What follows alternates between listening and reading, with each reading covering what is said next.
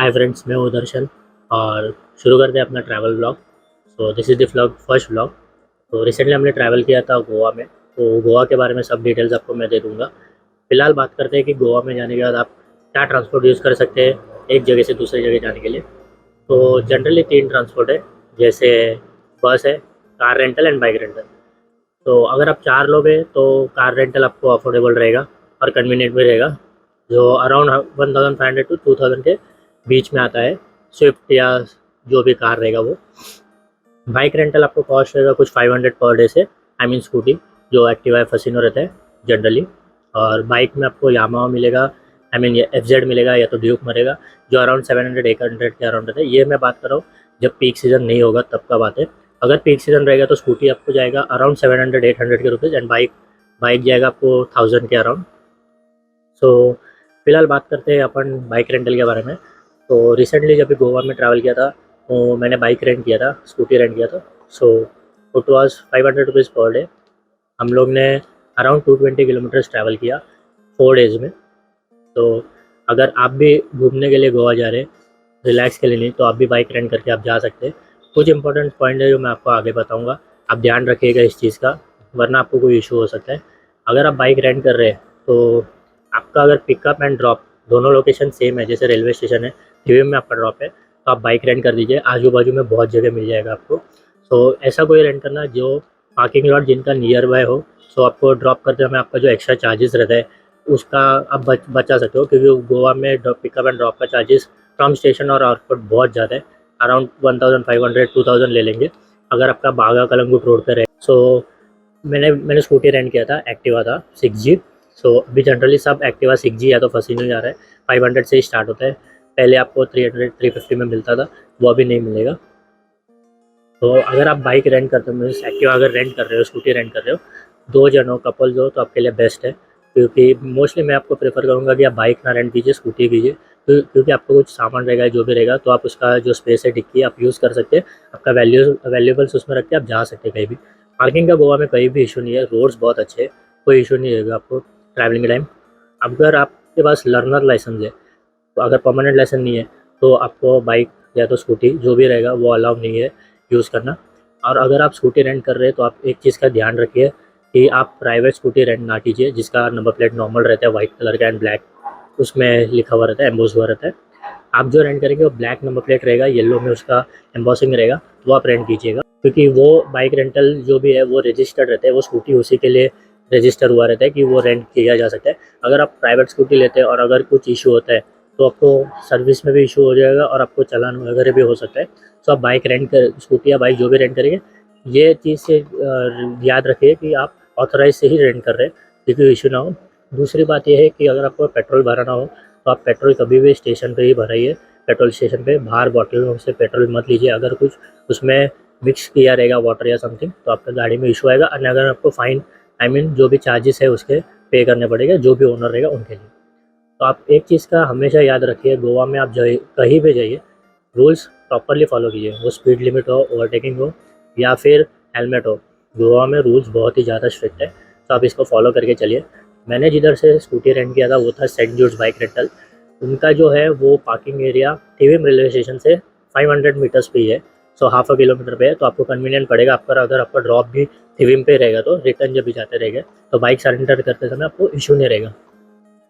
और अगर आप उधर से रेंट करते तो आपका 100 metres down TVM railway station से चल के आना पड़ता है। तो इधर टैक्सी यूनियन है तो वो अलाउ नहीं करते, फिर वो आपको एक तो डायरेक्टली पार्किंग एरिया में लेके जाएंगे या डायरेक्टली आपको बाइक उधर दे देंगे। सो दोनों भी आपके लिए कन्वीनियंट रहेगा। अगर आप एयरपोर्ट से भी आते हैं तो यही चीज़ देखिएगा कि बाइक रेंटल जो भी करेंगे वो एयरपोर्ट के नियर बाय, सो दैट आपका जब रिटर्न रहेगा तो आप बाइक डायरेक्टली ड्रॉप करके आप एयरपोर्ट जा सकते हैं, ऊपर का जो भी एक्सपेंसेस रहेगा वो बचा सकते हैं। तो गोवा में एक और चीज़ याद रखने का ये है कि आपका स्कैम हो सकता है, तो आप प्रॉपरली जब भी आप बाइक ले, स्कूटी ले, उसका प्रॉपर वॉक अराउंड एक वीडियो बना लीजिए, अंडरनीथ एक वीडियो बना लीजिए। एंड अगर कोई स्क्रैच रहेगा, कुछ रहेगा, तो उसको जूम करके बता दीजिए। क्योंकि जब आप बाइक सरेंडर करते हैं तो उसका जो भी ओनर रहेगा वो आपका बाइक चेक करता है। अगर उसमें कुछ इशू रहेगा, कुछ स्क्रैच आया है, कुछ डैमेज हुआ है, तो उसका चार्जेस आपको पे करना पड़ता है। उसके लिए वो सिक्योरिटी डिपॉजिट भी लेते हैं। अगर बाइक का 500 रुपीज़ पर डे आप जैसे भी घूमिए। अगर आप पीक सीज़न में जा रही है, पीक सीज़न में जा रहे हैं, तो एक चीज़ का याद रखिएगा कि आप हमेशा प्री बुक करके ही जाइए, क्योंकि पीक सीजन में एक्टिवा या तो बाइक्स मिलना बहुत मुश्किल हो जाता है, इवन कार्स। तो मेरा यही सजेशन रहेगा कि आप प्री बुक कर लीजिए। पर डे जो भी एक दिन का जो भी चार्जेस रहेगा वो आपको एडवांस के तौर पे पे करना पड़ता है। फिर बाद में आप जाने का जितना 3 दिन 4 दिन जैसे घूमेंगे वैसे। मैं 4 दिन घूमा था तो मेरा 2000 रुपीज़ कुछ हुआ था, एंड मैंने उसमें से 500 एडवांस दिया था, एंड आपका 1000 रुपीज़ डिपॉजिट रहता है। ये मैं स्कूटी के लिए बात कर रहा हूँ या बाइक के लिए, उनका की का। और अगर कोई स्क्रैच हो जाता है उसके लिए वो डिपॉजिट लेता है, जो आपको रिफंडेबल रहता है जब आप बाइक सरेंडर करेंगे। दूसरी बात ये है कि अगर आप बाइक रेंट कर रहे हैं या स्कूटी रेंट कर रहे हैं तो ये चीज़ देख लीजिए कि उनका रिव्यू कैसा है, गूगल पे चेक कर लीजिएगा।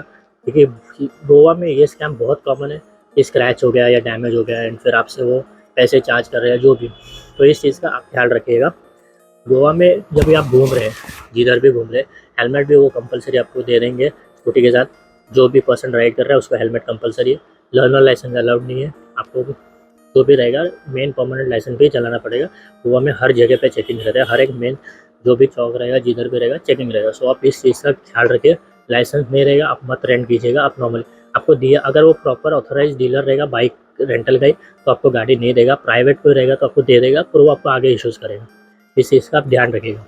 और जब भी आप बाइक या स्कूटी जो भी रेंट कर रहे हैं उसमें ये देख लीजिएगा कि आप अगर कहीं जा रहे हैं तो फिर उसका अगर प्रॉपर ऑथराइज से रेंट किया रहेगा जो इनका बिज़नेस है, तो आपका पेपर्स का कोई इशू नहीं रहेगा। पेपर्स गाड़ी में नहीं रहते, वो डायरेक्टली ओनर के पास ही रहते।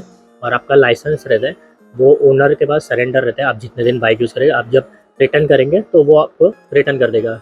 आपको जो भी लाइसेंस का सॉफ्ट कॉपी रखना है, परमानेंट लाइसेंस का डिजी लॉकर में रख दीजिए या स्क्रीनशॉट निकल के। आपको सॉफ्ट कॉपी अलाउड है गोवा में।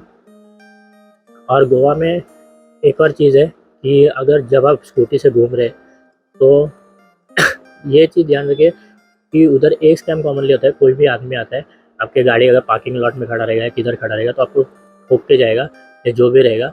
तो इस चीज़ से आप बच के रहिए। फिर वो उधर मिसहैप होता है या जो भी उन लोग के जो भी लोकल्स रहते हैं फिर वो आते हैं झगड़ा करते हैं। इससे आप दूर रहिए। अगर कुछ रहेगा आप अपना नॉर्मल एंजॉय करने जा रहे हैं तो ये सब स्कैम्स एंड एवरीथिंग से दूर रहिए, नहीं तो अपना ट्रिप थोड़ा ख़राब हो सकता है। मैंने जो स्कूटी रेंट किया था गोवा में उसका एक वॉक अराउंड वीडियो बनाया जो अभी आपको स्क्रीन पे दिखता होगा।